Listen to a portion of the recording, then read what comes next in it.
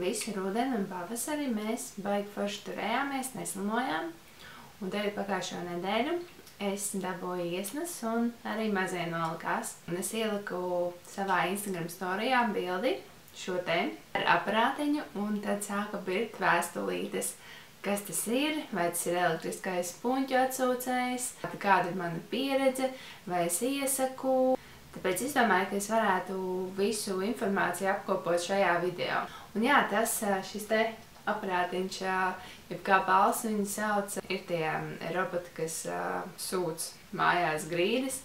Tad viņš viņu ir iekristījis tieši par lācītu rumbu un dēvē par robotiņu. Un paldies Dievam arī atļauj man ar šo te aparātu tīrīt degunu, jo parādīšu, mēs iepriekš tīrījām viņam deguntiņu ar šo te, kas ir mutes sūcamais. Liek vienu galu, šo galu liek mutē, un tad šo galu liek bērnam degunā. Un es zinu, ka ļoti daudziem vecākiem vispār puņķu atsūkšana, tas ir kaut kāds tabū. Un tad vispār liekas, ka ārpēc šis ir jāliek mutē, taču tie puņķi tur ieies iekšā mutē, bet tā nav, jo te ir iekšā filtriņš, kas nelaiž it kā cauri. Bet man tā lieta ļoti patīk, jo man vispār es esmu kaut kā dīvaini. Man patīk internetā skatīties, piemēram, kā vizītes pie Lora, kur, piemēram, cilvēkiem tīra sēru no ausīm vai tur spiež augoņus. Man tādas lietas patīk, man tas nesagādā nekādas problēmas.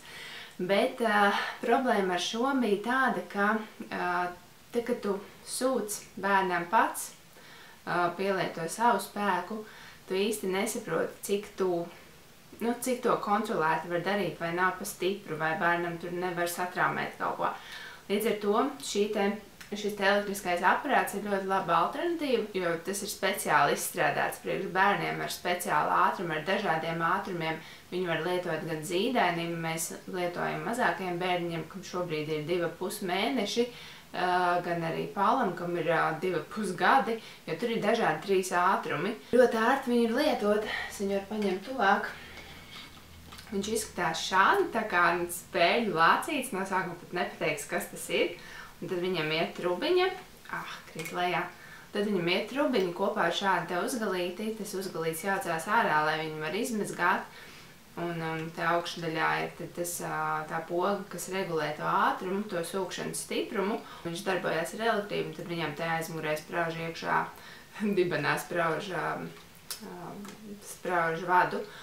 Un jā, par šo stāstot, mums ir tā, ka acīm redzot, mums ir paveicies, jo Paulam nav bēlu.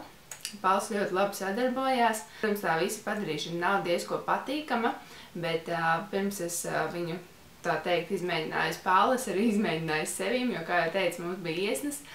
Un tad tā sajūta ir tāda, ka vienkārši tur nav nekas sāpīgs. Vienkārši jūtams, ka gaiss kutina degunu. Nekas tur traks. Tā procedūra, kā es tīru bērniem degunu, es no sākuma iepilinu jūras ūdentiņu, lai atmiekšķējās tur viss, kas tur ir sakrājies.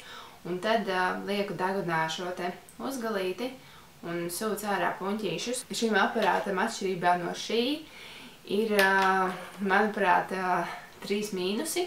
Lai gan mēs esam tiešām ļoti, ļoti apmierināti ar šo aparātu. Tas aparāts nav maziņš. Viņš ir liels. Ja jums nav ļoti daudz rūma, tad viņš aizņem salīdzinoši daudz vietu. Otrkārt, aparāts ir skaļš. Tad, kad viņi ieslēdz iekšā, varētu salīdzināt, diezgan līdzīgi tā skaņa ir kā putekļsūcējam. Un treškārt, cena. Viņš maksā aptuveni 130 eiro. Jo, ja salīdzina, šis te mazais maksā, kaut kur cenas vārstās laikam no kaut kādiem 10 līdz 11 eiro, tad 130 eiro ir atšķirība. Bet, protams, ja tev ģimenē ir vairāki bērni, kā tas ir mūsu gadījumā, tā investīcija, es uzskatu, ka viņa atmaksājas. Bet, protams, jums ir noteikti ļoti rūpīgi jāizvērtē, cik bērns ir drošs, jo es ieteiktu sākt degunu tīrīt ar šo un redzēt, ja viņš pārāk neprotestē, ir diezgan viegli ar bērnu sadarboties, tad apsver domu par šādu aparātiņu iegādi. Bet, ja jums interesē vairāk par šo aparātiņu, tad varat latviešu valodā palasīt šajā mājaslapā. Ir arī ļoti plaša informācija pieejama angļu valodā, jo šis te aparāts var iegūst ļoti daudz godalgas un atzinības. Tā kā esat veseli un tiekamies jau nākamajā video. Atā!